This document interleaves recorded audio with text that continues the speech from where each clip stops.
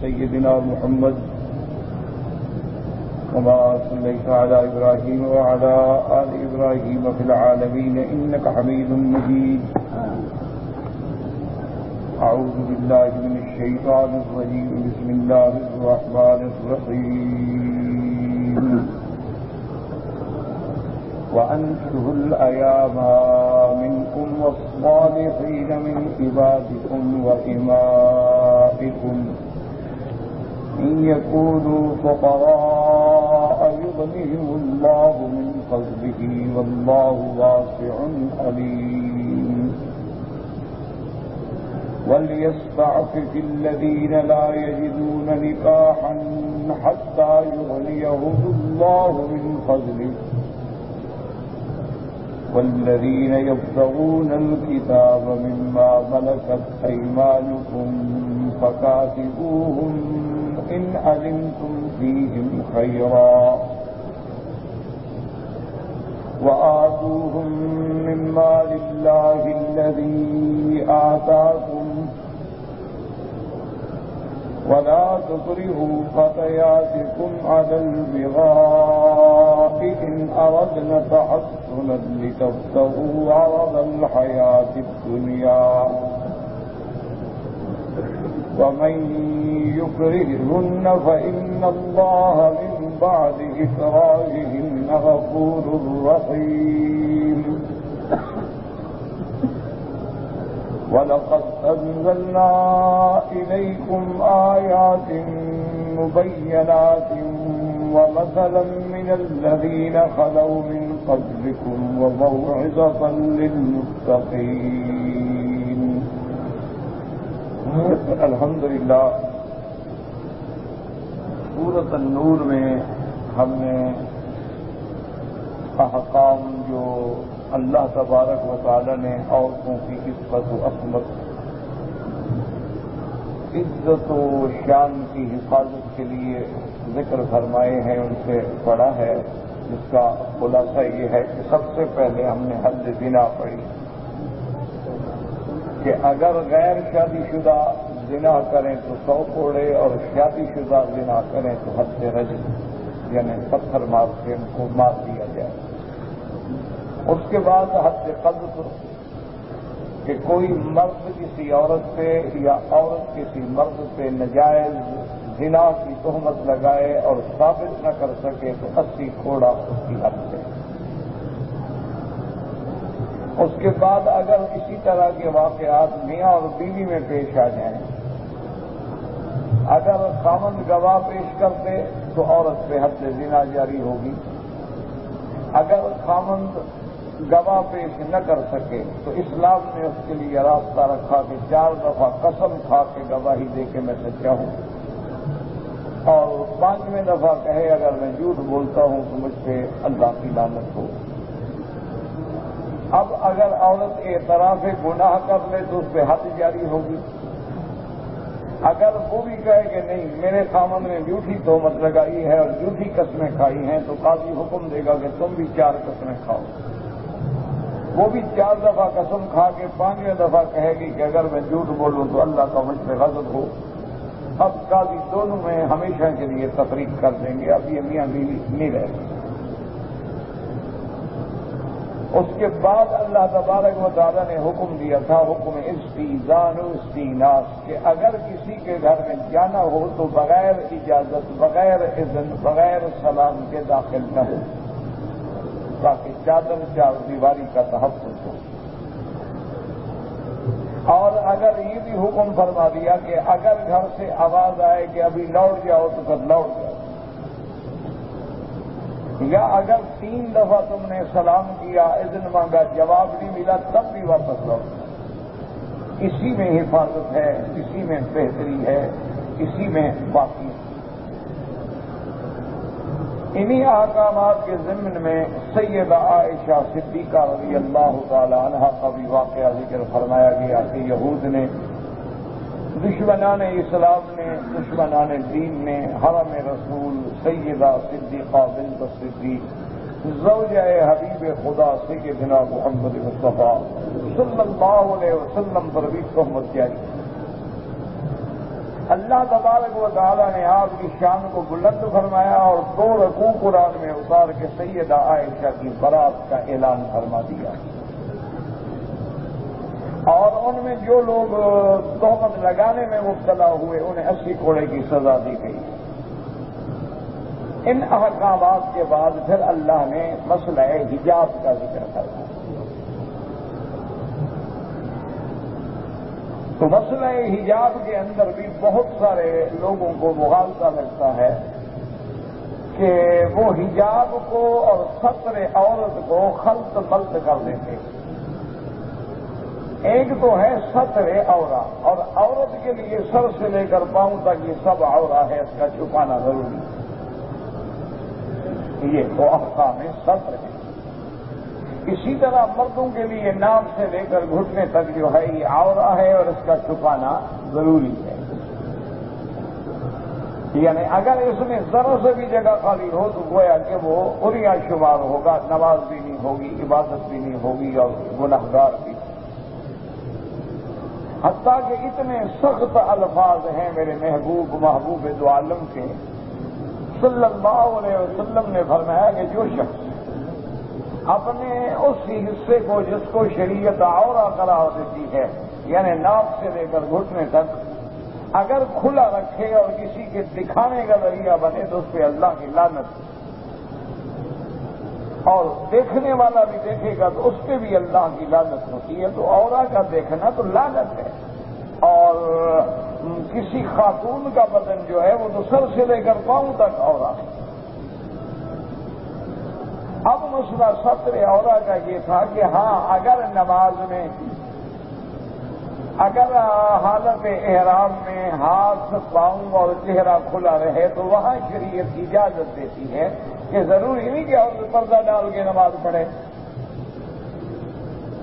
یا ہاتھوں میں دستانے چڑھا کے نماز پڑھے یا پاؤں کے لازم جراب چڑھا کے نماز پڑھنا۔ اگر پاؤں اس کے کھلے ہیں، ہاتھ کھلے ہیں، چہرہ کھلا ہے، نماز پڑھ رہی ہے، کوئی حرج نہیں، کیونکہ یہ مقام ایسا ہے کہ ہر مسلمان نماز میں ہے، وہ لوگوں کی عورتوں کے چہروں پہ نظر نہیں ڈالے۔ اسی طرح حالت احرام میں کہ ہر بندہ جب احرام باندھے ہوئے ہے، چاہے عمرے کا ہو یا حج کا ہو، اور زبان پہ لبیک ہے، تو اب لوگوں کی عورتوں کو تو نہیں دیکھے گا۔ وہاں بھی حکم ہے کہ عورت اپنے چہرے کو کھلا رکھ سکتی ہے، لیکن وہ بھی اس حال میں کہ اگر غیر محرم قریب آ جائیں تو پھر پردہ ڈالیں، جیسے کہ سیدہ عائشہ صدیقہ رضی اللہ تعالی عنہا فرماتی ہیں کہ اذا حاذین الرجال سدلن علی وجوہنا، کہ جب آدمی ہمارے قریب آ جاتے ہیں ہم اپنا پردہ ڈالیں، اور جب آدمی دور ہو جاتے تو ہم پردہ ہٹائیں۔ اسی لیے اللہ تبارک و تعالیٰ نے پھر ایک فہرست پیش کی کہ ہاں عورت اپنے ظاہری لباس کے ساتھ دوپٹہ ہے، اچھا لباس پہنا ہوا ہے، سینہ ڈھانکا ہوا ہے، تو فرمایا پھر بھی کس کے سامنے جا سکتی ہے؟ شوہر ہے، شوہر کا باپ ہے، سسر ہے، بیٹا ہے، شوہر کا بیٹا ہے، اسی طرح اس کے اپنے بیٹے ہیں، اسی طرح اس کا بھائی ہے، بھائی کے بیٹے ہیں، بہن کے بیٹے ہیں، عورتیں ہیں، یا اس کی اپنی کنیز ہے، تو ان کے سامنے یعنی اس لباس میں جا سکتی ہے۔ یہ تو کوئی شریف آدمی تصور نہیں کر سکتا کہ اپنے اندر کی زینت کوئی اپنے باپ کو دکھلائے گا، وہ تو صرف خاوند کا حق ہے۔ تو ان رشتے داروں کی محارم کی فہرست دینے سے یہ مسئلہ واضح ہو گیا کہ ان کے بغیر تو وہ لباس میں بھی کسی کے سامنے نہیں جا سکتے۔ وَلَا يُبْدِينَ زِينَتَهُنَّ، زینت کہتے اسی کو ہے جو ظاہر میں ہے، یعنی چادر ہے، ظاہر میں اس نے کوئی ہاتھ میں چوڑی پہنی ہوئی ہے یا انگوٹھی پہنی ہوئی ہے، إِلَّا لِبُعُولَتِهِنَّ، اپنے خامد کے سامنے، اور آباء بُعُولَتِهِنَّ، یا سسر کے سامنے، تو مانے غیر کے سامنے، تو اب اس چیز کو بھی وہ ظاہر نہیں کر سکتے۔ اور اسی ضمن میں اللہ نے ایک اور حکم بھی دیا کہ وَلْيَضْرِبْنَ بِخُمُرِهِنَّ عَلَىٰ جِيُوبِهِنَّ، کہ عورتوں کو اس لباس کے علاوہ یہ بھی اللہ نے حکم جاری فرما دیا کہ وہ اپنے دوپٹے کا حصہ جو ہے وہ اچھی طرح سینے پہ بھی ڈال دیں، کیونکہ عورت کے سینے پہ اللہ نے ابھار رکھا ہے تو وہ کسی کے لیے باعث فتنہ نہ بنے، تو اپنے سینوں کو بھی ڈھانک لیں۔ اور اسی طرح اللہ نے حکم دیا وَلَا يَضْرِبْنَ بِأَرْجُلِهِنَّ، اور جب چلیں تو زمین پہ پاؤں مار کے نہ چلیں، لِيُعْلَمَ مَا يُخْفِينَ مِنْ زِينَتِهِنَّ، کیونکہ جب وہ پاؤں ماریں گے تو جو ان کے پاؤں میں پازیب ہے یا پاؤں میں اور کوئی ایسی چیز ہے جس کی آواز سے لوگ متوجہ ہوں، فرمایا آرام سے چلو، اپنے ہر چیز کو چھپاؤ۔ اور اسی طرح اسلام نے حکم دیا کہ کوئی عورت بغیر ضرورت کے اپنے گھر سے نہ نکلے۔ اسی طرح اسلام نے حکم دیا کہ کوئی عورت زور سے تلاوت قرآن بھی نہ کرے، کوئی عورت اذان بھی نہ کہے، کوئی عورت کسی مسجد میں امام بھی نہ بنے تاکہ اس کی آواز سے بھی لوگ کسی فتنے میں مبتلا نہ ہو جائیں۔ اسی لیے فقہا کا اجماعی مسئلہ ہے کہ اگر کوئی قاریہ ہے، اچھا قرآن پڑھنے والی ہے، تو انہوں نے فرمایا کہ اس کا آواز کے ساتھ غیر محرم کو قرآن سننا منع۔ تو یہ سارے احکام اللہ نے کیوں جاری فرمائے تھا کہ مسلمانوں کی عزت، عفت اور عصمت، چار دیواری کی حفاظت ہو، اور جب یہ محفوظ ہوں گے تو ان کا نسب محفوظ ہوگا، جب یہ محفوظ ہوں گے تو ان کا خاندان اور آنے والی نسلیں محفوظ ہوں گی، جب یہ محفوظ ہوں گے تو منکرات و فواحش سے بچ جائیں گے اور فتن سے بچ جائیں گے۔ ان تمام احکام کے بعد آخر میں اللہ نے حکم دیا تھا وَتُوبُوا أَيُّهَا الْمُؤْمِنُونَ تُوبُوا إِلَى اللَّهِ جَمِيعًا، اللہ کی طرف لوٹو، اللہ کی طرف رجوع کرو۔ اگر کوئی غلطی ہو گئی ہے، اگر کوئی خطا ہو گئی ہے تو اس کا علاج توبہ ہے، اور جب تم توبہ کرو گے تو اللہ تمہیں مفلحین میں شامل فرما دیں گے، کیونکہ توبہ کا دروازہ کھلا ہے۔ آدمی لاکھ گناہوں میں مبتلا ہو جائے لیکن جب وہ سچے دل سے توبہ کرتا ہے تو اللہ اس کے سارے گناہوں کو معاف فرما دیتا ہے۔ بلکہ ایک حدیث مبارک میں آتا ہے کہ اللہ افرح بتوبت عبد، میرے آقا رحمت دو عالم سیدنا محمد مصطفیٰ صلی اللہ علیہ وسلم نے فرمایا کہ جب بندہ توبہ کرتا ہے تو اللہ خوش ہوتے ہیں۔ اللہ تبارک و تعالیٰ کی جیسے شان ہے، جیسے ان کی شان کو زیبا ہے، وہ خوش ہوتے ہیں۔ اور ایک حدیث مبارک میں ہے کہ اللہ ملائکہ کو فرماتے ہیں علم عبدی ان لہ رب یغفر الذنوب، کہ میرے بندے کو پتہ چل گیا ہے کہ میرا بھی کوئی رب ہے جو میرے گناہ معاف کر دے گا، اس لیے تو میرے آگے رو کے توبہ کر رہا ہے۔ فرمایا فاشہدوا، گواہ ہو جاؤ میں نے اس کے سارے گناہ معاف کر دیے۔ لیکن توبہ کے لیے شروط ہیں۔ توبہ کا معنی یہ نہیں ہوتا کہ تم زبان سے کہو کہ میری توبہ ہے، میری توبہ ہے، لاکھ توبہ ہے، کروڑ توبہ، یہ توبہ نہیں ہوتی، یہ تو استہزاء ہے۔ یہ تو اللہ تبارک و تعالیٰ کے غضب کو دعوت دینا ہے۔ اسی لیے اولیاء اللہ کہتے ہیں کہ ایسی توبہ سے تو پھر توبہ کرنی چاہیے۔ توبہ کا معنی یہ ہوتا ہے کہ گناہ کو چھوڑ دے اور جو غلطی ہوئی ہے اس پہ ندامت و شرمندگی محسوس کرے اور آئندہ اس گناہ کو نہ کرنے کا فیصلہ کرے۔ تو جب یہ تین شرطیں آ جاتی ہیں تو پھر اللہ تبارک و تعالیٰ توبہ قبول فرما لیتے ہیں۔ پھر آدمی کی زندگی چاہے شرک میں گزری ہے، کفر میں گزری ہے، منکرات و فواحش میں گزری ہے، کبائر میں گزری ہے، صرف توبہ سچے دل سے کرنے سے اللہ اس کے سارے گناہ معاف فرماتے ہیں۔ بلکہ ایک حدیث مبارک میں یہ بھی آتا ہے کہ بندہ جب گناہوں سے توبہ کرتا ہے اللہ فرشتوں کو حکم دیتے ہیں کہ میرے بندے نے توبہ کر لی ہے، اب اس کے گناہ جو ہے نامہ اعمال سے بھی مٹا دو، وہاں لکھے بھی نہ رہے گناہ۔ اللہ اتنا اس پہ پردہ فرماتے ہیں۔ ان تمام احکامات کے بعد وہ آیات مبارکہ جو ہم نے آج کے درس میں تلاوت کی ہیں، اس میں اللہ نے نکاح کا حکم دیا، کیونکہ اللہ تبارک و تعالیٰ کا قانون جو ہے عادلانہ ہے۔ اللہ تبارک و تعالیٰ کا قانون الہی ہے۔ اللہ تبارک و تعالیٰ کا قانون جو ہے وہ باعث فلاح دارین ہے۔ اللہ کا قانون جو ہے وہ جامع کامل مکمل جامع و مانع ہے۔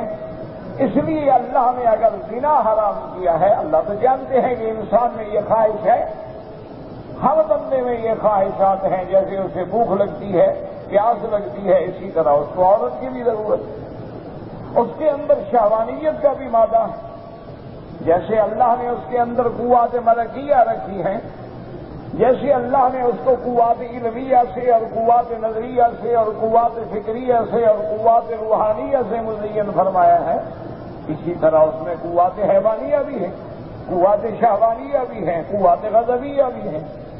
تو اس کے لیے اللہ تبارک و تعالیٰ نے ایک حل بیان فرما دیا، فرمایا اس کا حل یہ ہے کہ نکاح کرو، تاکہ تمہاری وہ خواہشات جو ہیں وہ حرام کے بجائے حلال سے پوری۔ اسی لیے علماء فرماتے ہیں کہ یہاں امر کا صیغہ ہے کہ وَأَنكِحُوا الْأَيَامَ، غیر شادی شدہ مرد ہو یا عورت ان کے نکاح کرو، یہ امر ہے، اس لیے نکاح کرنا واجب ہے۔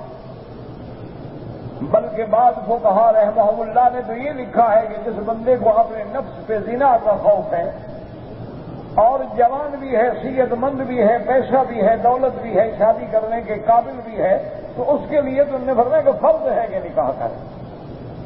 اس کی وجہ یہ ہے کہ حدیث مبارک میں آتا ہے کہ حضرت عقاف ایک صحابی تھے میرے پاک نبی محمد مصطفیٰ صلی اللہ علیہ وسلم کے، حضور صلی اللہ علیہ وسلم نے پوچھا کہ حل انت متزوج، تم شادی شدہ ہو؟ اس نے کہا لا یا رسول اللہ، میری شادی نہیں ہے۔ آپ نے فرمایا کوئی شرعی ما ملکت ایمانکم، کوئی شرعی لونڈی یعنی جو جنگ میں حاصل ہوئی ہو، یہ لونڈی نہیں ہوتی جس کو تنخواہ دے کے رکھ لیا جائے، جب جہاد نہ رہا تو کنیز بھی نہ رہی۔ تو آپ نے فرمایا کیا تمہارے گھر میں کوئی ایسی لڑکی ہے تمہاری جو کنیز ہو؟ نے کہا لا یا رسول اللہ، وہ بھی نہیں ہے۔ تو آپ نے فرمایا تمہارے پاس پیسہ ہے، مال ہے، تم نکاح کر سکتے ہو؟ انہوں نے کہا ہاں یا رسول اللہ، میں تندرست ہوں، جوان ہوں، اور میرے پاس شادی کرنے کے لیے اخراجات بھی ہیں۔ اب ورنہ پھر بھی تم نے شادی نہیں کی، انتا خود شیطان، تم تو شیطان کے بھائی۔ یعنی اللہ کے نبی کا رحمت دو جہاں کی زبان مبارک سے یہ لفظ نکلنا، اسی سے آپ اندازہ لگا لیں کہ نکاح کا حکم کتنا سخت ہے۔ آپ نے فرمایا تمہارے پاس طاقت بھی ہے، صحت بھی ہے، دولت بھی ہے، پھر اگر تم شادی نہیں کرتے تم تو پھر شیطان کے بھائی۔ اور ساتھ حضور نے یہ بھی فرمایا کہ وہ انسان یا وہ مردے جو بغیر نکاح کے مر جائیں اور ان کو طاقت تھی، وہ شیطان کے بھائی۔ تو اس لیے علماء فرماتے ہیں کہ بعض حالات میں تو نکاح کرنا فرض کے مقام پہ پہنچ جاتا ہے، اور بعض حالات میں نکاح کرنا جو ہے وہ واجب کے درجے پہ پہنچ جاتا ہے۔ ہاں اگر کوئی بندہ معذور ہے، بیمار ہے، شادی کے قابل نہیں، اس کے لیے کوئی گناہ نہیں۔ اسی لیے بہت سارے لوگ ایسے بھی ہوتے ہیں ہمارے نوجوان جو بعض بیماریوں کی وجہ سے، گندی عادتوں کی وجہ سے اب وہ شادی کے قابل نہیں ہوتے، لیکن اپنے شرم سے ماں باپ کو واضح بھی نہیں کرتے اور دوسروں کی بیٹی کی زندگی تباہ کرنے کا ذریعہ بنتے ہیں، تو یہ بھی بہت بڑی لعنت ہے۔ اگر آپ ایسے حالات کا شکار ہیں تو آپ فوراً اپنے والدین کو بتا دیں، خود بتا دیں، شرم آئے دوستوں کے ذریعے بتا دیں، کیونکہ صرف شادی کا معنی یہ تو نہیں ہوتا نا کہ ایک عورت کو پکڑ کے گھر میں بٹھا دو اور اسے کھانا کھلاتے رہو۔ اس کے حقوق ہیں، اسلام نے حقوق رکھے۔ اب مسئلہ یہ ہے کہ اگر ایک آدمی ہے، جوان ہے لیکن غریب ہے، اس کو کوئی رشتہ دینے کے لیے غریب کو کون رشتہ دیتا؟ تو اس کا بھی اللہ کے نبی نے علاج بتلا دیا، فرمایا کہ اس کو چاہیے کہ وہ روزے رکھے، اس کو چاہیے کہ وہ اپنے نفس کو تھامتا رہے، یعنی صبر کرے اور روزے زیادہ رکھے، تاکہ ان الصوم لہ وجاء، یہ روزے جو ہیں اس کے گناہوں کے آگے ڈھال بن جائیں گے اور اللہ اس کو گناہوں سے بچا لے گا۔ اسی لیے اللہ تبارک و تعالیٰ نے ان آیات میں حکم دیا ہے کہ وَأَنكِحُوا الْأَيَامَ مِنكُمْ وَالصَّالِحِينَ مِنْ عِبَادِكُمْ وَإِمَائِكُمْ، تم شادی کر دو غیر شادی شدہ لوگوں کی، چاہے وہ آزاد ہیں یا غلام ہیں، یا وہ لڑکا ہے یا لڑکی ہے۔ صالحین کے دو ترجمے کیے علماء نے، یعنی جو نکاح کے قابل ہوں۔ اگر ایک مریض ہے نکاح کے قابل ہی نہیں، بعض علماء نے فرمایا صالحین کا معنی پاک باز ہوں، کیونکہ پاک آدمی کو تو اور نکاح کی زیادہ ضرورت ہے تاکہ گناہ نہ کرے، تاکہ اس کی نظریں جو ہیں وہ گناہ کی طرف نہ اٹھیں۔ یعنی آپ اندازہ فرمائیں کہ اسلام انسانی حقوق کا کتنا بڑا محافظ ہے کہ حضور صلی اللہ علیہ وسلم نے فرمایا کہ تم عمرے پہ جا رہے ہو یا تم حج کے لیے جا رہے ہو اور گھر میں بیوی موجود ہے تو احرام سے پہلے اپنی بیوی سے ملنا جو ہے وہ بھی سنت ہے، تاکہ احرام کے دنوں میں تمہارے دماغ میں کوئی برائی داخل ہی نہ ہو، انسان پہلے سے اپنا مطمئن ہو چکا ہو۔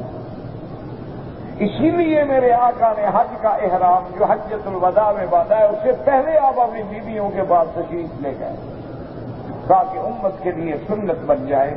اسلام اس کے حقوق کی اتنی رعایت کرتا ہے۔ اسی طرح اسلام عورت کو بھی حکم دیتا ہے کہ تم اپنے خاوند کے حقوق کا اتنا خیال کرو کہ بعض روایات میں لفظ آتے ہیں وَلَوْ عَلَى التَّنُّورِ، کہ اگر کوئی عورت تندور پہ کھڑی ہوئی روٹیاں لگا رہی ہے اور خاوند کو خواہش ہو گئی، انسان ہے، تو فرمایا کہ وہ تندور چھوڑ دو لیکن اپنے خاوند کے حق ادا کرو جا کے، تاکہ وہ جہنم کے تندور سے بچ جائے۔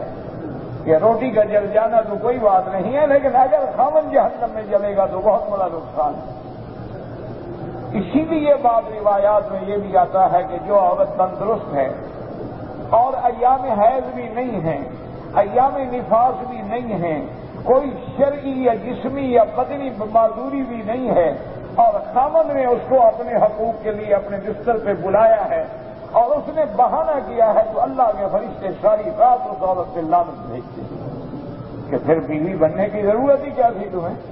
بیوی کا تو معنی یہ ہوتا ہے کہ خاوند کے لیے تم گناہوں سے ڈھال بن جاؤ، اس کی خواہشات کو تم پورا کرو، اس کی خواہشات کا ہر وقت تم لحاظ رکھو۔ اسی لیے اسلام نے حکم دیا ہے کہ عورت اپنے خاوند کے لیے جب وہ میک اپ کرتی ہے، شنگار کرتی ہے، اچھے کپڑے پہنتی ہے، اپنے گھر کو بناتی سنوارتی سجاتی ہے، اللہ اس کو اس مجاہد مرد کا ثواب دیتے ہیں جو سرحد پہ گھوڑا باندھ کے مسلمانوں کے ملک کی حفاظت کر رہا ہے، کہ بھی یہ بھی اپنے خاوند کو گناہوں سے بچانے کے لیے تیاری کر رہی ہے، کیونکہ گھر میں جب آدمی کو خوشی راحت ہوگی تو اسے کیا ضرورت ہے لوگوں کی عورتوں کو طاقت دے۔ اب اس کے بعد اللہ نے اس آیت مبارک میں ایک حکم یہ بھی فرما دیا کہ جب ہم نے تمہیں نکاح کا حکم دیا ان یکونوا فقراء یغنیہم اللہ من فضلہ واللہ واسع علیم، اللہ نے فرمایا کہ اگر غریب ہیں، مثلاً آپ سوچتے ہیں کہ میرا بیٹا ہے ابھی برسر روزگار نہیں، جیسے آج کل کافروں نے ایک دماغ میں ڈالا ہے نا، بھائی جب تک تمہارا بیٹا اپنے پاؤں پہ کھڑا نہ ہو ابھی سے تم شادی کر رہے ہو اس کی، ابھی تو اس کے پاس کوئی ذریعہ ہی نہیں، وہ ذریعہ معاش ہی نہیں ہے، وہ تم پہ بوجھ بنے گا اور مشکل ہو جائے گا، وہ اپنی روٹی نہیں کماتا تو ایک اور عورت بھی لے آئے گا۔ اللہ نے فرمایا کہ تم ان باتوں کا خیال نہ رکھو، اگر وہ فقیر ہے، اگر وہ غریب ہے، اگر وہ محتاج ہے اور گناہوں سے بچنے کے لیے شادی کرے تو میں اس کو غنی کر دوں گا، میں اس کے رزق کا انتظام کر دوں گا، رزق کے خزانے تو میرے ہاتھ میں ہیں، وہ کسی بندے کے ہاتھ میں نہیں ہیں، اور اللہ سننے والے بھی ہیں، اللہ وسعت رحمت والے بھی ہیں، اللہ جاننے والے بھی ہیں۔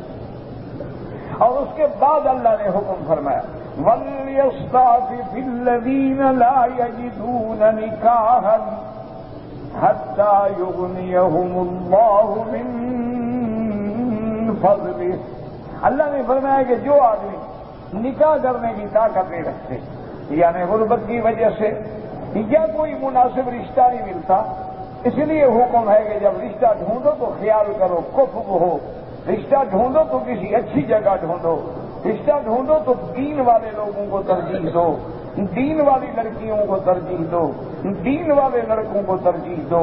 آج ہماری بدقسمتی ہے کہ آج ہم یہ تو پوچھتے ہیں کہ لڑکے کی تعلیم کیا ہے، لڑکا ڈاکٹر ہے، انجینئر ہے، لڑکے نے کون سی ڈگری حاصل کی ہوئی ہے، نوکری ہے تو کتنی تنخواہیں ہیں، لیکن کوئی مسلمان یہ نہیں پوچھتا کہ لڑکا نماز بھی پڑھتا ہے، ہر آدمی یہ تحقیق کرتا ہے کہ لڑکی خوبصورت ہے، سلم ہے، قد لمبا ہے، آنکھیں کیسی ہیں، بال کیسے ہیں، یہ کوئی نہیں پوچھتا کہ اس نے کبھی نماز بھی پڑھی ہے۔ تو ہمیشہ یاد رکھیں مسلمانوں، لڑکا ہو یا لڑکی، جو نمازی نہیں ہے، جس کو دین سے تعلق نہیں ہے، اللہ رسول سے تعلق نہیں ہے، جو اللہ کا غدار ہے، محمد مدنی کا غدار ہے، وہ تمہارا وفادار کیسے ہو سکتا ہے؟ یہ تو دنیاوی معاملات ہیں، دنیاوی معاملات تو یہودیوں سے بھی چلتے ہیں، دنیاوی معاملات تو ہندوؤں سے بھی چلتے ہیں، دنیاوی معاملات تو نصارہ سے بھی چلتے ہیں، لیکن مسلمانوں کی تو وجہ ہی الگ ہے۔ مسلمانوں کو تو صرف دنیا نہیں سوال نہیں، بلکہ اگلی آخرت کا بھی تو فکر کرنا ہے، انہوں نے تو قبر کا بھی فکر کرنا ہے، انہوں نے اپنی جو دائمی زندگی ہے اس کا بھی فکر کرنا ہے۔ تو اس لیے اللہ تبارک و تعالی نے حکم دیا کہ اگر کوئی غریب ہے یا کسی مجبوری سے رشتہ نکاح نہیں ہو سکتا، فرمایا ولیستعفف، اپنے آپ کو پاک رکھے، اپنے شرمگاہوں کی حفاظت کرے، حتی یغنیہم اللہ من فضلہ، اللہ اپنے فضل سے ان کے لیے بھی آسانی اور وسعت پیدا کر دیں گے۔ اور اس کے بعد انہی آیات مبارکہ میں اللہ نے ایک اور حکم دیا، فرمایا والذین یبتغون الکتاب مما ملكت أيمانكم فكاتبوهم إن علمتم فيهم خيرا وآتوهم من مال الله الذي آتاكم۔ اللہ نے فرمایا کہ جو لوگ تمہارے پاس غلام ہیں، عبد ہیں، امہ ہے، کنیز ہے، اگر وہ کتابت چاہیں تو ان کو مکاتب بناؤ۔ کیا معنی سمجھیں کہ جہاں اللہ نے حکم دیا کہ جہاد کے بعد جو لڑکیاں آئیں وہ کنیزیں ہوں گی اور جو لڑکے آئیں گے وہ عبد ہوں گے، وہاں اللہ نے ان کی آزادی کے لیے بھی پروانے دیے کہ اگر فلاں غلطی کرو تو کفارہ کیا ہے، فتحریر رقبۃ مؤمنہ، غلام آزاد کرو، غلام آزاد کرو، غلام آزاد کرو۔ اسلام نے جہاں انہیں غلام بنایا وہاں آزادی کا بھی حکم دیا۔ اسی طرح ایک ہوتا ہے بدل کتابت۔ کیا مانا کہ اگر کوئی آدمی اس کے پاس عبد ہے اور وہ سید جو ہے اس کا سردار جو ہے اس کو کہتا ہے دیکھو بھائی تم جا کر مزدوری کرو، کماؤ، اپنے ہنر کو استعمال کرو، مجھے اتنے پیسے دے دو تو میں تمہیں آزاد کر دوں گا، اس کو کہتے ہیں بدل کتابت۔ یا تو سید خود کہے یعنی سردار، یا غلام آتا ہے وہ اپنے سید سے کہتا ہے کہ جی اگر میں اتنے پیسے کما کے آپ کو دے دوں تو آپ مجھے آزاد کر دیں گے۔ اللہ نے فرمایا اگر کہے تو کر دو، اور بدل کتابت میں بھی اس کی مدد کرو، اس کو کہتے ہیں مکاتب۔ لیکن ساتھ یہ بھی شرط بتا دی، ان علمتم فیہم خیرا، اگر ان میں تمہیں بھلائی معلوم ہو۔ کیا مانا؟ غلام کافر ہے، اگر تم اس کو آزاد کر دو وہ کافروں کے ساتھ مل کے تمہارا نقصان کرے تو پھر تو بھلائی نہ ہوئی نا، پھر تو آزاد کرنے میں نقصان ہے۔ اچھا اسی طرح ایک آدمی کو تم نے کہا جی 20,000 کما کے دو گے تو آزاد کر دو، اور تمہیں پتہ ہے یہ بیچارہ ساری زندگی میں 20,000 نہیں کما سکتا، یہ تو مزدوری کے قابل ہی نہیں ہے، یہ تو ساری زندگی بھی لگا رہے تو کچھ نہیں بنے گا، تو ایسے لوگوں کے لیے ہاں اس کو چاہو تو پھر بغیر کسی وجہ کے اللہ کے لیے آزاد کرو۔ اور اسی طرح اگر بدل کتابت طے ہو جائے تو اللہ نے فرمایا کہ تم پھر کچھ رعایت بھی کر دو۔ مثلاً طے ہوا ہے 30,000، اب وہ بیچارہ کما کے لایا 15,000، اب نے جو بھی 5,000 میں نے معاف کیا، جاؤ تم آزاد۔ اللہ نے حکم دیا کہ وَآتُوهُم مِّن مَّالِ اللَّهِ الَّذِي آتَاكُمْ، ان کو بھی تو اپنے مال میں سے کچھ نہ کچھ تم بھی مدد کرو، کچھ نہ کچھ تم بھی دے دو، یہ مال تمہیں بھی تو اللہ نے دیا ہے، تمہارا اپنا تو نہیں ہے۔ اسی لیے علماء نے لکھا ہے کہ اس ایک آیت میں اسلام کا اقتصادی فلسفہ جو ہے وہ سامنے آ جاتا ہے۔ کیا مطلب؟ دنیا کے اندر دو نظاموں نے بڑی شہرت حاصل کی، ایک سرمایہ دارانہ نظام ہے جسے آج کل کیپٹلزم کہتے ہیں، اور ایک شیوعیت کا نظام ہے جسے آپ سوشلزم یا سوشلسٹ ملک کہتے ہیں۔ تو دونوں میں فرق یہ ہوتا ہے کہ سرمایہ داری نظام کا یہ تقاضا ہے کہ جو ہے بغیر کسی تحدید کے جتنا جمع کرے، جتنا کمائے، جتنا لوٹے، سب اس کا ہے، وہ اس کا مالک ہے۔ اور سوشلسٹ نظام میں یہ ہوتا ہے کہ نہیں، یہ تمام چیزیں جو ہیں گویا مشترکہ ہے، بس سب فائدہ اٹھائے، سب آدمی اس سے فائدہ حاصل کرے، اور سب اس کا کوئی مالک شالک کوئی نہیں ہے۔ جتنا کھانا ہے کھا لو، جتنا پینا ہے پی لو، رہنے کے لیے ایک کمرہ لے لو، کھانے پینے کے لیے اپنی تنخواہ، باقی سب کو جو ہے سب کے لیے ہے، سب عالم کے لیے مشترک ہے۔ تو اصل میں یہ دونوں نظام جو ہے باطل نظام ہے۔ یاد رکھو، سب سے پہلی چیز ہے کہ اگر اللہ نے تمہیں کسی چیز کا مالک بنایا ہے، مثلا اللہ نے تمہیں زمینوں کا مالک بنایا، اللہ نے تمہیں باغات کا مالک بنایا، اللہ نے تمہیں بڑی بڑی صنعتوں کا اور فیکٹریوں کا مالک بنایا، کیا اس زمین کے پیدا کرنے والے تم ہو؟ یہ زمین تم نے پیدا کی، اس میں جو زراعت ہوگی اس کو اگانے والے، جمانے والے، پیدا کرنے والے تم ہو۔ اس لیے قرآن کہتا ہے وَآتُوهُم مِّن مَّالِ اللَّهِ الَّذِي آتَاكُمْ۔ اسلام کہتا ہے کہ پہلے یہ نظر رکھو کبھی وہ دینے والا، ہر چیز کا مالک خالق وہ ہے، تو اب جب مالک وہ ہے تو اس کے حکم کے مطابق جو حلال ہے وہ جمع کرو، جو حرام ہے وہ بچ جاؤ۔ جن کاموں میں لگانا جائز ہے وہاں لگاؤ، جہاں لگانا ناجائز ہے وہاں رک جاؤ۔ اسلام نے ایک نظام دیا ہے کہ اللہ کے بندے یہ مال میرا ہے، یہ زمینیں میری ہیں، تمہیں پیدا کرنے والا میں ہوں۔ یہ تو نہیں کہ اصل مالک کو بھول کے تم اپنے نظام جاری کرتے رہو۔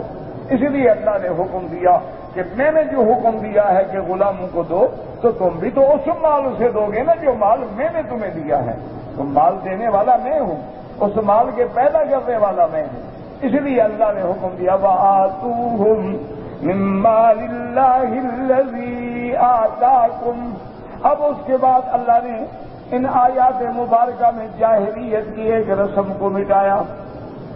وَلَا تُكْرِهُوا فَتَيَاتِكُمْ عَلَى الْبِغَاءِ إِنْ أَرَدْنَ تَحَصُّنًا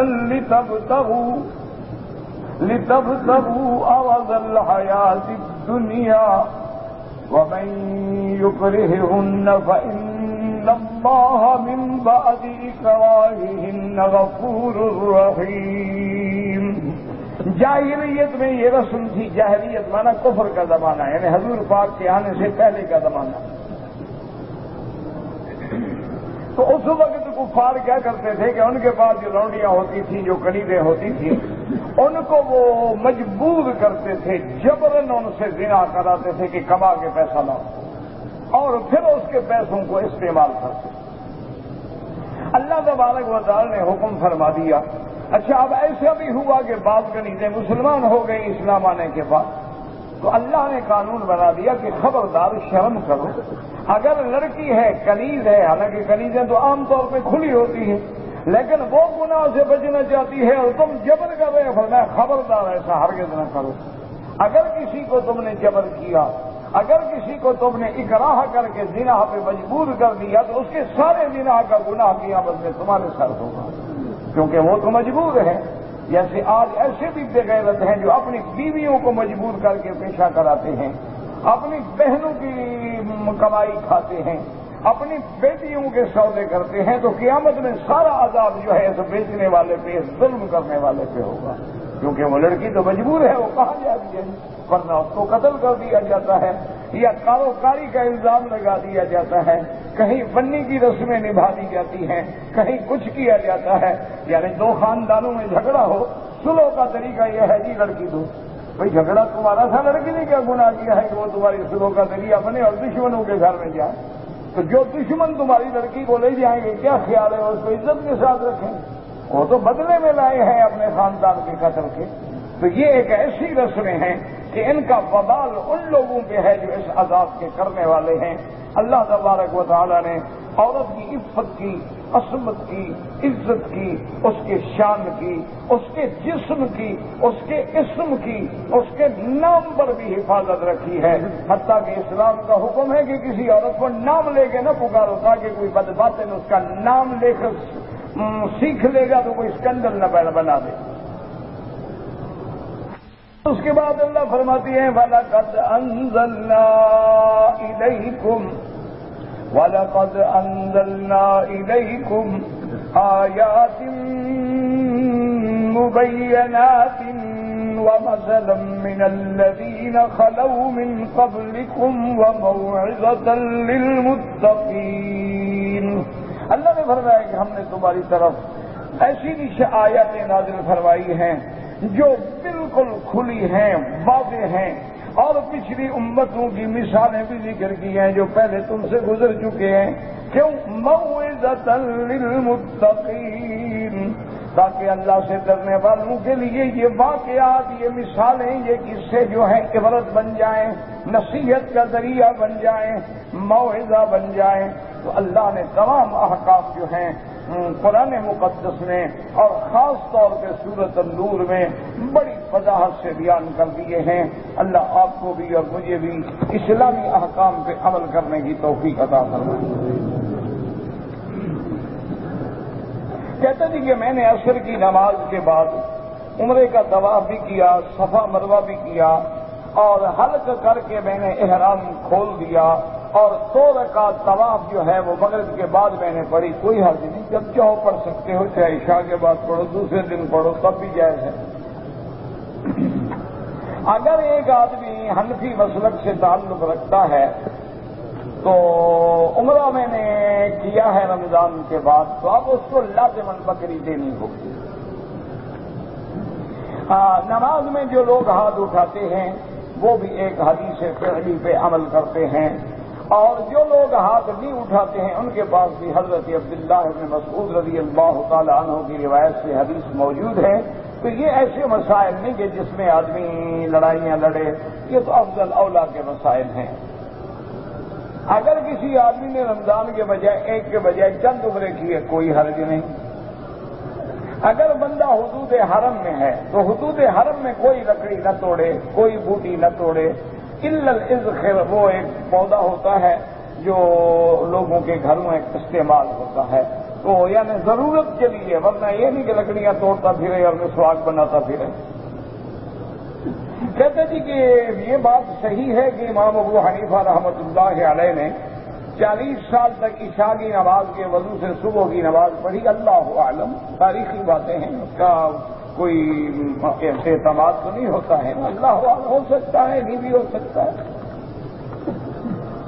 میں 28 رمضان کو ریاض گیا تھا، 4 دن کے بعد واپسی ہوئی۔ اگر آپ کسی ڈیوٹی سے گئے، کسی کام سے گئے، پھر تو آپ کا بچنے کا گنجائش ہے۔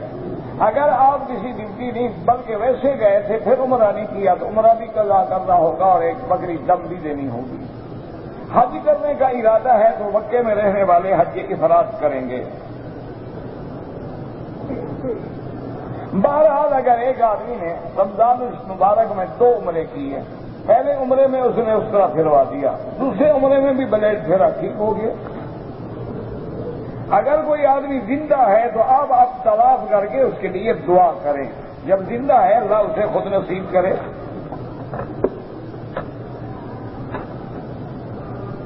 رمضان کے بعد اگر انہوں نے کسی نے بھی میقات کا عمرہ کیا ہے اور اسی سال حج کرے تو تمتع ہوگا اور بکری دینی ہوگی۔ 8 ذی الحجہ کو مینا میں رہنا جو ہے وہ سنت ہے۔ جو آدمی داڑھی رکھ کے کٹوا دیتا ہے گناہگار ہے، توبہ کرے۔ اگر آدمی کسی کی طرف سے حج بدل کرتا ہے، حج بدل وہ کرے جو پہلے اپنا حج کر چکا ہو، اس آدمی کو حج بدل کرنا چاہیے، پہلے اپنا حج کرے پھر حج بدل کرے۔ ہاں اگر کوئی غریب ہے اس سے تو حج فرض تھا نہیں، لیکن کسی دوسرے آدمی نے پیسے دے کے حج بدل کے لیے بھیجا ہے تو وہ حج بدل کر سکتا ہے، لیکن حج کے قریب سارے مسائل اچھی طرح سمجھ لیں، کتابوں میں پڑھ لیں، یاد کر لیں۔ کہتے تھے کہ ایک آدمی نے عمرہ کرنے کے بعد ابھی بال نہیں کٹوائے تھے کہ ایک آدھا بال جو ہے داڑھی کا اس نے ایسے کھینچ لیا، 1 آدھا ریال خیرات کر دے۔ بہرحال اگر حج بدل کریں گے مکے میں رہنے والے حج افراد ہوگا۔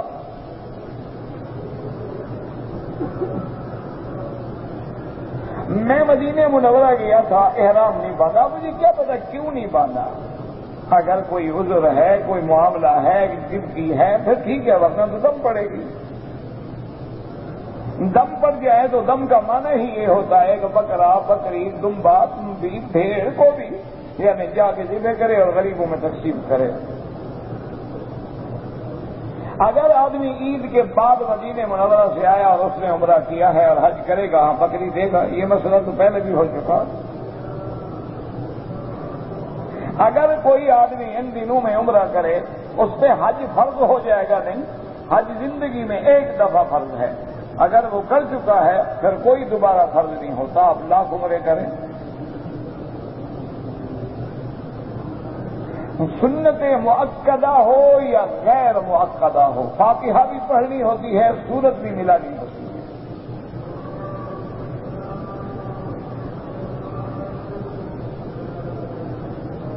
میں نے ایک بچی کو گود لیا تھا، اب بچی بڑی ہو گئی ہے، اس کی شادی ہوگی، وہ تمہاری بچی نہیں کہلائے گی، اپنے ماں باپ کی طرف نسبت کریں، جس کی وہ بیٹی ہے اسی کا نام لگے گا۔ ادعوہم لآبائہم۔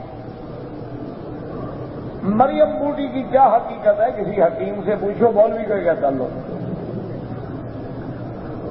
کہتے جی کہ جو بچے پیٹ میں مر گئے کیا وہ بھی قیامت میں سفارش کریں گے؟ انشاءاللہ۔ میرے عزیز وفات پا گئے، ان کے لیے میں عمرہ کرنا چاہتا ہوں کہ ایک کے لیے ایک ایسا عمرہ کوئی نہیں ہوتا کہ ایک عمرہ کر کے سارے رشتے داروں کو بھگت ڈالو۔ حج کی قربانی کے لیے افضل طریقہ یہ ہے کہ آدمی اپنے ہاتھ سے خود ذبح کرے، مینا میں کنکری مارنے کے بعد جا کے خود ذبح کرے، وہ سب سے افضل ہے۔ اگر اپنے اندر اتنا طاقت نہ ہو تو کسی کو وکیل بنا دے، چاہے وہ بینک کو وکیل بنائے، چاہے کسی بندے کو وکیل بنائے، لیکن اعتبار والی جگہ کا خیال کرے۔ یہاں بہت بڑا مسئلہ ہے، لوگ پیسے لے لیتے ہیں، قربانیاں نہیں کرتے۔ مستقل انہوں نے یہی کاروبار بنا رکھا کہ 400-500 بکری بک کر لیں گے، 100 ذبح کر لی، 300 کے لیے دعا کر دی، 300 کو ضرب 300 بھی دے تو کتنے پیسے بن گئے؟ نوکری کرنے کی کیا ضرورت ہے؟ حج بھی برباد کیا لوگوں کا اور خود بھی قیامت میں حقوق العباد کے مجرم ہیں۔ میں نے چاچے کا عمرہ کیا ہے، اب دادے کے نام سے حج کرنا چاہتا ہوں، ٹھیک ہے کریں، حج افراد ہوگا۔ نفلی عبادت جو ہے نا بھائی کر کے جس کو چاہو ثواب بھیج سکتے ہو۔ ایک انسان نے اپنی دادی کا دودھ پیا، چاچے کی لڑکی سے شادی کر سکتا ہے، وہ چاچا کی لڑکی اس کی کیا بنے گی؟ جب دودھ پیا وہ اس کی ماں بن گئی، اس کی جتنی اولاد ہے اس کے بھائی بہن بن گئے۔ اب خود رشتے بناؤ کیا ہوتے ہیں۔ میں نے الحمدللہ پہلے حج کیے ہیں، اب میری مجبوری ہے، میں پاکستان جا رہا ہوں، عمرہ کر سکتا ہوں، بالکل کریں، کوئی ضروری نہیں کہ آپ ہر سال حج کریں۔ حج کے کتنے فرض ہیں؟ حج کے لیے 4 چیزیں، نیت ہو، احرام ہو، عرفات ہو اور طواف زیارت ہو۔ اگر ایک آدمی نے طواف کرتے ہوئے ایک چکر حتیم کے اندر سے گزرا ہے، وہ چکر شمار نہیں ہوگا، لازم ہے کہ وہ چکر دہرائے۔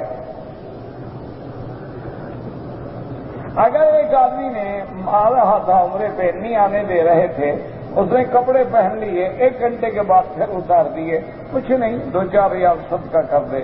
میرا بھائی ذہنی بیمار ہے، اللہ ہر بیمار کو شفا دے، اللہ ہر بیمار پہ رحم فرما۔ اگر والدین کے ہاتھ چومیں کوئی حرج نہیں، کوئی بات نہیں، والدین کے ہاتھ چوم سکتے ہیں، ان کے پیشانی پہ بوسہ دیں، ہاتھ چومیں۔ عبد الرسول یا غلام رسول یا حسین بخش یہ نام شریعت کے خلاف ہیں۔ بخشنے والا، اولاد دینے والا صرف اللہ ہے۔ اگر ایک آدمی نے مسجد عائشہ سے عمرہ کیا ہے حج عید کے بعد، تو بہرحال میقات کے عمرے کے بغیر تمتع نہیں بنتا۔ حج اکبر کہتے ہیں 10ویں کا، حج اصغر جو ہے کہ یہ نہیں ہوتا کہ جو جمعہ ہو وہ اکبر ہے باقی سب چھوٹے ہیں، یہ تو لوگوں نے بنا رکھا ہے۔ اگر جمعہ کا دن مل جائے افضل ہے کہ ثواب زیادہ ہوگا۔ حج ہے۔ میں نے سنا ہے کہ جب آدمی گھر سے مسافر ہو جاتا ہے تو اللہ ناراض ہوتا ہے۔ کیوں اللہ کیوں ناراض ہوتا ہے؟ اگر سفر شریعت کے مطابق ہے تو راضی ہوتا ہے، اگر سفر گناہ کے لیے ہے تو ناراض ہوتا ہے۔ ویسے عمرے سے آپ خادم ہیں، حرم میں رہتے ہیں، تو آپ کے لیے افضل یہ ہے کہ طواف زیادہ کریں۔ کیونکہ طواف جو ہے بالاتفاق ہے اور عمرہ جو ہے مسجد عائشہ سے اس میں اختلاف ہے. بعض ائمہ کے نزدیک جائز ہے، بعض کے نزدیک جائز ہے، اور طواف جو ہے وہ سب کے نزدیک افضل ہے. لہذا جتنی دیر آپ عمرے میں لگائیں اتنے طواف کرتے رہیں تو زیادہ ثواب ہے. قیامت والے دن انسان کو ماں کے نام سے پکارا جائے گا؟ بالکل نہیں، صرف حضرت عیسیٰ کو، باقی سب کو باپ کے نام سے پکارا جائے گا. نہ اللہ نے دنیا میں تو باپ رکھا، قیامت میں کیوں قانون بدل دے گا؟ وجہ کیا ہے؟ لا حول ولا قوت. کبھی سوچا ہے کہ ماں کے نام سے کیوں نہیں پکارا جاتا؟ کہہ دینا تو آسان ہے نا دماغ میں. صرف عیسیٰ ابن مریم، کیونکہ اللہ نے ان کو بغیر باپ کے پیدا کیا. اسی لیے یاد رکھیں، اگر انسانوں میں جس کا باپ مر جائے وہ یتیم ہوتا ہے، ماں مر جائے تو یتیم نہیں ہوتا ہے. جانوروں میں جس کی ماں مر جائے وہ یتیم ہوتا ہے، کیوں؟ باپ کا تو وہاں پتہ ہی نہیں ہوتا. تو تم کیا چاہتے ہو کہ ماں کا نام ملے یعنی باپ کا ہمارا پتہ ہی نہ ہو؟ کیا اثر ہے، کیا مسئلہ بنا رکھا ہے لوگوں. انا للہ و انا الیہ راجعون. مجھے احرام کی حالت میں ٹھوکر لگی اور میری انگلی سے خون جاری ہو گیا. کچھ نہیں، خون بھی تمہارا نکلے، شریعت جرمانہ بھی تمہیں لگائے، اچھی بات ہے. نہ اللہ نے عقل عطا نہیں فرمایا، سارا میری ذمہ داری ہے. تمہیں چوٹ لگی ہے، تم قابل رحم ہو کہ قابل جرمانہ ہو؟ اگر زیارت کے لیے مدینہ شریف جائیں تو واپسی پہ احرام باندھنا ہوگا. میں اگر پاکستان اب جانا چاہتا ہوں بالکل جائیں، عمرہ کرنا چاہتے ہیں کریں، طواف الوداع کریں. میں نے سنا ہے کہ جہاں استخارہ کیا جائے وہیں سو جائیں. یہ تو کوئی شریعت کا حکم نہیں کہ استخارہ کر کے سو جاؤ. یہ کہاں لکھا ہوا ہے؟ 2 رکعت پڑھو، دعا استخارہ کرو، اللہ پہ چھوڑ دو، بس. یہ تو کوئی نہیں کہ سو جاؤ یا وہیں سو جاؤ. آپ طواف کر کے اپنے زندہ دوست کے لیے دعا کریں. اگر کوئی آدمی مکے میں رہنے والا عمرہ کرنا چاہے تو مکے کے اندر سے احرام نہیں باندھے گا، حد حرم سے باہر جانا ضروری ہے. کہتے جی کہ اللہ نے فرمایا انما المشرکون نجس فلا يقربوا المسجد الحرام بعد عامهم هذا. لیکن بہت سارے مشرک ہیں جو داخل ہوتے ہیں. آپ کو کیا پتا ہے مشرک ہیں؟ وہ اپنے آپ کو مسلمان کہہ رہے ہیں، باطن کا علم تو اللہ کو ہے. کہتے جی کہ آج کل ٹی وی پہ استخارہ آتا ہے، جیسے ٹی وی ویسے استخارہ. نہ حضور کے زمانے میں ٹی وی تھی، نہ یہ 2 منٹہ استخارہ تھا. استخارے کے لیے حکم ہے، دعا ہے کہ 2 رکعت پڑھو، پھر وہ دعا 3 دفعہ مانگو. 1 دن، 2 دن، 3 دن، 4 دن، 5 دن، 6 دن، 7 دن تک استخارہ کرو. اگر واضح ہو جائے الحمدللہ، ورنہ جو اللہ کو منظور ہے وہی کام ہو جائے گا. کہتے تھے کہ دیوبندی بھی امام ابو حنیفہ کو مانتے ہیں اور بریلوی بھی مانتے ہیں، اچھی بات ہے. باقی یہ ہے کہ جن کے اعمال قرآن و سنت کے خلاف ہوں وہ غلط ہیں، جن کے موافق ہوں وہ صحیح ہیں. بس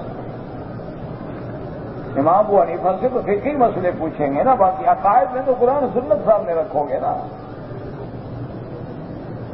کہتے تھے کہ ہماری پاکستان سے جو بہنیں عمرے پہ حج پہ آتی ہیں وہ پردے کا خیال نہیں کرتی، تو آپ کوشش کریں، ہدایت کریں. اگر 8 ذی الحجہ کو ہم نے حج کا احرام باندھنا ہے، اپنے گھر سے احرام باندھ کے مینا چلے جائیں، کوئی طواف ضروری نہیں. کرنا چاہو کر لو. طواف زیارت جو ہے وہ واپس پہ ہوگا. مینا میں جب ہم کنکری مار لیں گے، قربانی کر لیں گے، سر مڈا دیں گے، کپڑے پہن لیں گے، اب طواف زیارت کے لیے آئیں گے. کہتے جی کہ یہاں کفیل جو ہیں اپنے مقبولوں سے پیسے لیتے ہیں، تو آپ ان کے مقبول نہ بنے، نہ آئے، نہیں لیں گے. تم تو لاکھوں روپے دے کے آتے ہو تو پھر کیوں نہ لیں؟ وہ تمہارا ملازم تو نہیں ہے نا کہ سارے قانونی ذمہ داریاں نبھائے اور تمہاری خدمت اللہ واسطے کرتا رہے. کیوں؟ بہتر ہے نہ ہو. جس کو ایک چیز ناگوار گزرتی ہے چھوڑ دے اس کو. میری دادی کی عمر 125 سال ہو گئی ہے، اب وہ بیچاری نماز ادا نہیں کر سکتی تو فدیہ ادا کر دیا کریں صدقہ فطر کے برابر۔ میرے والد بہت ہو گئے، اللہ مغفرت فرمائے، والد کے لیے عمرہ کرو، حج کرو، بالکل کرو۔ ہمارے ایک امام صاحب ہیں، جب نماز پڑھتے ہیں کبھی اگر آیت سجدہ آ جائے تو اللہ اکبر نہیں کہتے، سجدے میں چلے جاتے ہیں اور پھر بغیر اللہ اکبر کہے کھڑے ہو جاتے ہیں، سجدہ ہو جاتا ہے، نماز بھی ہو جاتی ہے، لیکن افضل یہ ہے کہ کہیں تاکہ لوگوں کو بھی تو پتہ لگے نا امام صاحب کھڑا ہے یا سو گیا۔ اب امام صاحب اٹھا ہی نہ ہو تو لوگ اٹھ جائیں، وہ اللہ اکبر کہے گا تو لوگوں کی نماز جو ہے نا نماز تو ہو جائے گی۔ اصل میں اس بیچارے کو وہ مسئلہ اڑا ہوا ہے، آدمی بیٹھا ہو نا ایسے قرآن پڑھ رہا ہو، سجدہ تلاوت آ جائے تو اب ہمیں اللہ اکبر کی تو ضرورت نہیں ہے نا، ہم سیدھے میں وہ کہتے جب وہاں ضرورت نہیں تھی یہاں بھی وہ یہاں تو پیچھے مقتدی کھڑے ہیں، شریف آدمی۔ یہی تو مصیبت ہے نا کہ حدیث عمل کرنا آپ سے سمجھو تو عمل کرو نا، جب سمجھو گے نہیں تو عمل کیسے کرو گے؟ کہتے جی کہ نبی پاک قبر میں زندہ ہیں، تمام انبیاء قبر میں زندہ ہیں، صرف ہمارے نبی پاک تو سب سے اعلیٰ ہیں، شہید بھی زندہ ہیں، انبیاء بھی زندہ ہیں۔ سماع موتا کا کیا معنی ہے؟ اللہ چاہیں سنا دیں، اللہ چاہیں تو زندہ بھی نہ سنیں۔ سمن بکن عمی فہم لا یرجعون۔ عذاب قبر حق ہے، انکار کرنے والا جو ہے گمراہ ہے۔ کہتے ہیں جی کہ سفید مرغا جس کے گھر میں ہو ابلیس اور جادو اثر نہیں کرتے، یار تمہاری وجہ سے ابلیس نہیں رکا، مرغا روک لیتا ہے، تو مرغے سے بھی گئے گزرے ہو۔ اللہ کا خوف کرو یار، ہر گھر میں سورت بقرہ پڑھو، انشاءاللہ سب شیطان بھاگ جائے گا۔ واللہ اعلم، ربنا تقبل منا انک انت السمیع العلیم وتب علینا انک انت التواب الرحیم۔ یا اللہ عالم اسلام کی عزت کا فیصلہ فرما، عزت کا فیصلہ فرما۔ یا اللہ بیماروں کو شفا عطا فرما، بے حیاؤں کو حیا عطا فرما، بے دینوں کو دین عطا فرما، بے اولاد کو اولاد عطا فرما، جن کی اولادیں ان کو صالح بنا، جن کی بچیاں ان کے رشتے آسان فرما۔ یا اللہ زمزم روزگان پہ رحم فرما، یا اللہ اور مسکینوں پہ رحم فرما، یا اللہ ان کی جان مال آبر عزت کی حفاظت فرما، پاکستان کی حفاظت فرما، مسجد امین کی حفاظت فرما، عالم اسلام کی حفاظت فرما۔ یا اللہ ہمیں مانگنا نہیں آتا، بغیر مانگے اپنی رحمت عطا فرما، پورے عالم میں ہدایت کی فضا پیدا فرما، پورے عالم میں ہر مسلمان گھر میں پڑھنے والوں کو دین کا سپاہی بنا، دین کا داعی بنا۔ ربنا تقبل منا انك انت السميع العليم، اللهم اجعل لنا وللمسلمين من كل هم فرجا ومن كل ضيق مخرجا ومن كل بلاء عافية، وصلى الله تعالى على خير خلقه سيدنا محمد وعلى آله وصحبه أجمعين۔ اللهم صل على سيدنا محمد وعلى آل سيدنا محمد كما صليت على إبراهيم وعلى آل إبراهيم